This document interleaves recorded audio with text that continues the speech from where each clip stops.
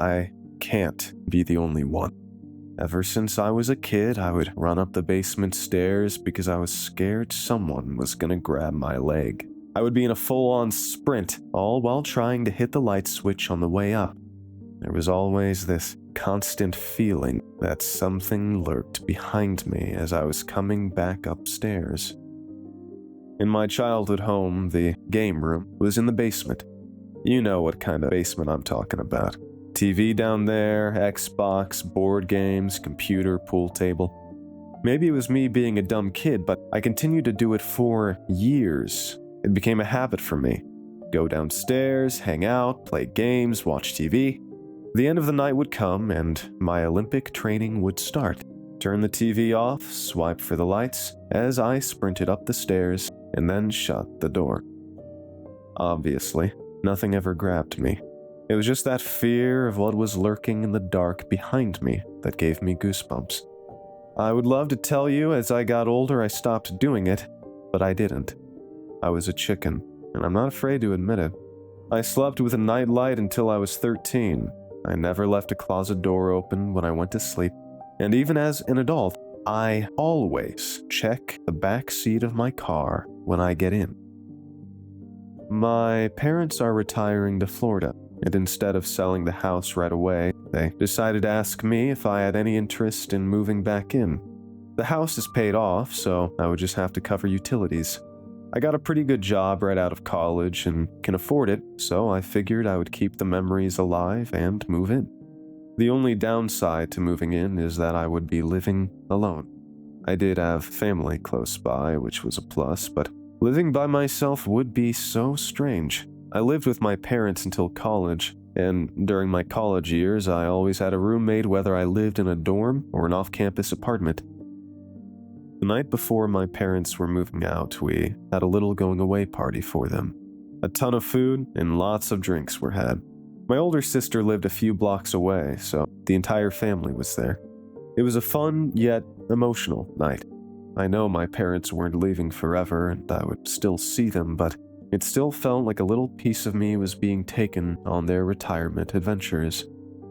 During the get-together, I pulled my mom to the side and asked if there was anything I should be concerned about when taking on the house. Any leaks, damage, problems, or creepy spirits I should be worried about.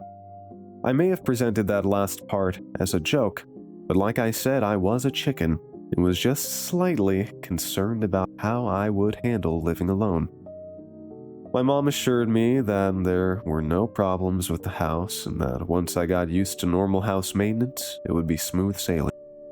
Jason, you have to keep the house clean. You no longer have the luxury of an unpaid maid. We just remodeled the kitchen not too long ago, so all the appliances are new. My biggest worry with you is your laundry. Really, Ma? My laundry? Yes, Jason. You would always let all your dirty clothes build up, and when you would come visit, I would have to haul all your bags down to the basement and spend what felt like days washing and drying them. I thought you loved doing that, Madre. That's why I would always save it for you, I said with a big grin on my face. My mom nudged me on the arm and walked away, sighing and laughing. I hadn't even thought about that. Not only would I have to be in the house alone, not only would I have to laundry, but I would have to go to the basement alone. I leaned back against the wall and thought to myself, what the hell am I so worried about? I am a grown-ass man. This is the stupidest thing to be concerned about. A basement? That's my biggest concern, being scared of the dark as I run up the stairs? The thought alone made me laugh. It was ridiculous. I needed to grow up. The basement hadn't gotten much use as I got older. I started to go out more and hang with friends and was barely even home. Then, once I went to college, my visits home consisted of eating homemade food, seeing family, and going out drinking with friends. The pep talk to myself ended when I heard what sounded like a stampede coming up the basement steps. For a split second, I thought it was in my head, until my nephew busted through the basement door. Breathing heavy and in near tears, he ran straight to his mother. "Joey, are you okay? What happened?" my sister asked. Still catching his breath, Joey answered, "Mom, there's something downstairs." What are you talking about? Why were you in the basement? I interrupted. What did you see downstairs? I didn't see anything. I was coming up the stairs and someone tried to grab my leg. My sister's husband told his son to calm down and gave him a hug. He told him he would go in the basement and check. While everyone else in the house may think he was just a scared kid whose imagination got the best of him, for some reason, I believed him. I can't tell you what it was, but I know he had the same feelings I had as a kid every time I came up those stairs. He felt like something was behind him. I would be lying if I told you I wasn't terrified. I never told anyone about the little routine I had when coming up the stairs from the basement, so nobody else seemed to be concerned. My sister was calming my nephew down as my brother-in-law made his way to the basement. I stood at the top of the stairs and looked down. I watched as he passed by the staircase several times, looking around for someone, something, anything. He found nothing. He made his way back upstairs, and he assured my nephew there was nothing down there and nothing to worry about. The night ended shortly after that. I said goodbye to my family and went over to hug my nephew. Uncle Jason? What's up, pal? There is something down there. Be careful. He gave me a hug that lasted a bit longer than normal and headed toward the door. I was happy to have my parents stay at the house at least one more night before heading to Florida. After driving them to the airport, I returned back to the house. I walked in the front door and took a deep breath. This is it, I said to myself. I was on my own in the house now. I turned the lights on in the kitchen and living room, even though the sun was shining through the windows.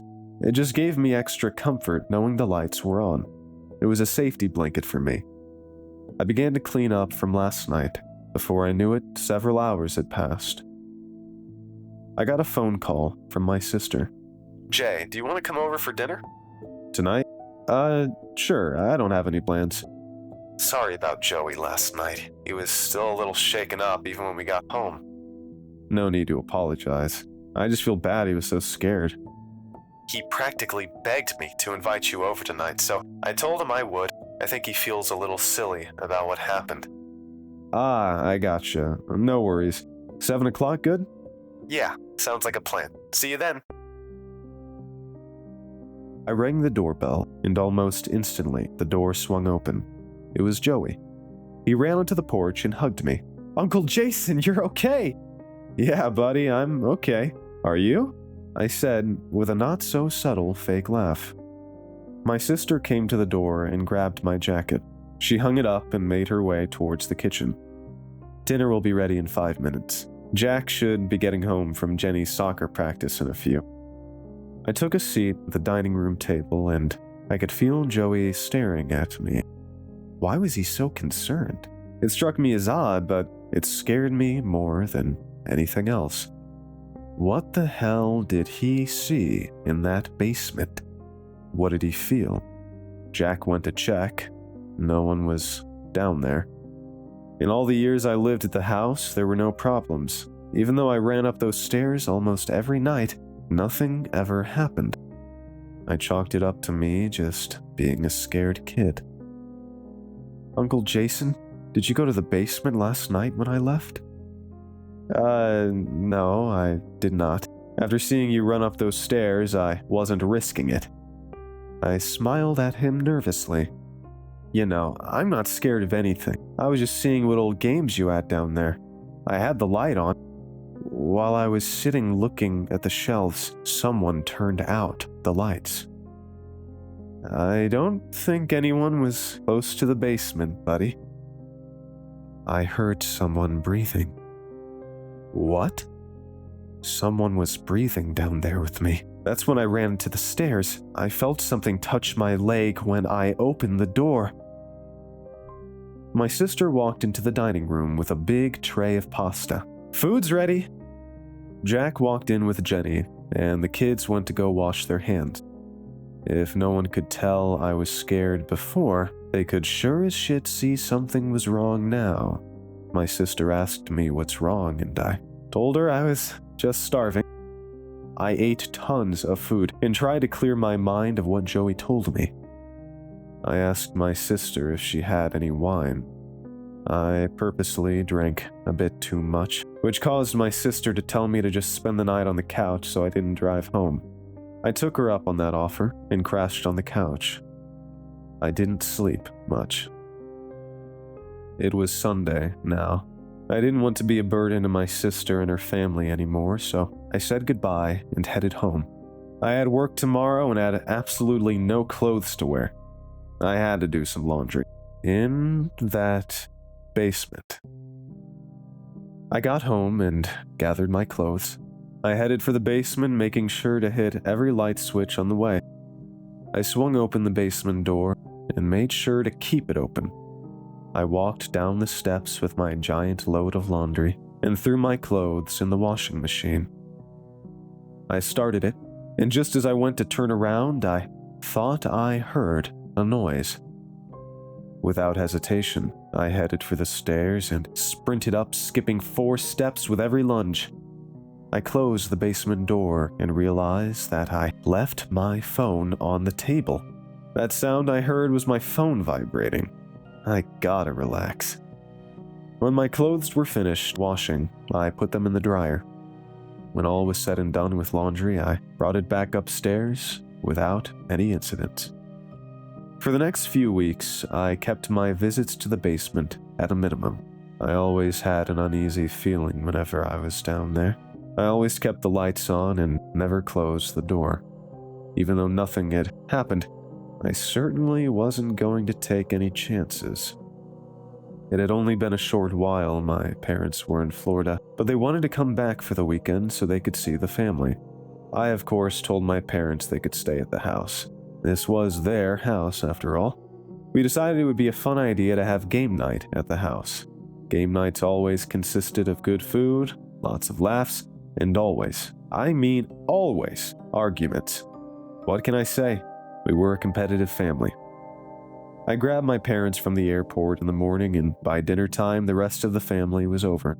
Joey didn't leave his parents' side from the moment he got there. He was constantly looking around and listening intensely to whatever sounds he heard. We played Uno, Sorry, and Trouble, all the classics. There was one big one we hadn't played yet, Monopoly, the ultimate argument maker. I teased my sister about how I used to destroy her in Monopoly, and how she still owes me money from the time she landed on Park Place and quit. After some laughing, I realized Monopoly wasn't upstairs. It was in the basement. Once I relayed the message to everyone that I had to go get it, Joey ran over to me and told me not to go. "Please, Uncle Jason, stay up here. We don't have to play Monopoly." "Relax, bud. It will take me 2 seconds. I'll be right back." "No," he shouted. "Please stay here." Everyone stopped what they were doing and looked over to us. Joey was clinging to me. My sister came over to put him at ease. I told him I wouldn't go down and it was going to be all right. Without anyone noticing, my dad made his way toward the basement door. He just wanted to keep having fun. He figured he could go down, grab the game, and come back up before anyone even realized. Well, we did realize. We realized because we heard the basement door slam and my dad tumble down the staircase. I sprinted over to the door and had to wrestle it open. It felt like someone was holding it from the other side. I finally threw it open and ran down the stairs. Monopoly money lined the basement floor. The game must have flown out of my dad's hand as he fell. He had a nasty bump on his head, but insisted he was okay. I asked him what happened, and he said he didn't know. I grabbed the game and was making my way back up the stairs. I just wanted everyone to keep having a good time. I got to the top of the stairs and the door slammed shut. I lost my balance and down I went. I'm fine, I swear. I helped my dad back up the stairs and sat him down at the table. My mother was worried and insisted he go to the hospital to get checked out. She didn't know if he was bleeding internally or maybe even suffered a concussion. I agreed with her and convinced my dad that he should go. As a family, we gathered our things and headed to the hospital. I figured I would need the next couple of days from work off to take care of my dad and make sure he was all right.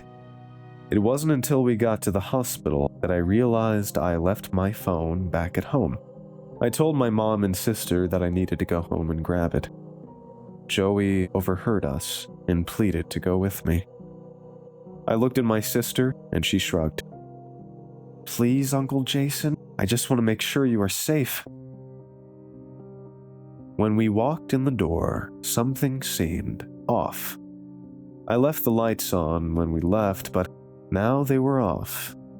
I thought maybe the power went out, but when I hit the switch, the lights came back on. I thought maybe my mom hit them on the way out.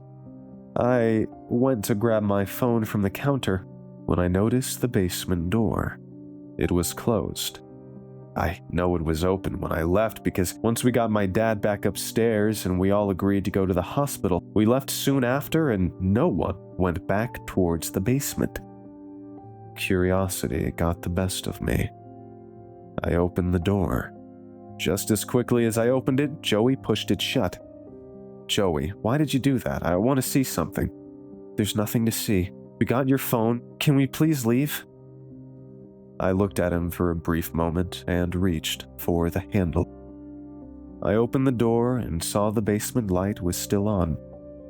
I took a breath, closed my eyes for a split second, and made my way down. I don't know what I was looking for, but I was compelled to go down there. I heard Joey follow behind me down the stairs. I peered around the corner and saw nothing. Monopoly money still strewn across the floor, but nothing out of the ordinary. I hit the switch with the light still shining from the top of the stairs. "See? Nothing to worry about," I said as I turned around proudly smiling, having conquered my fear.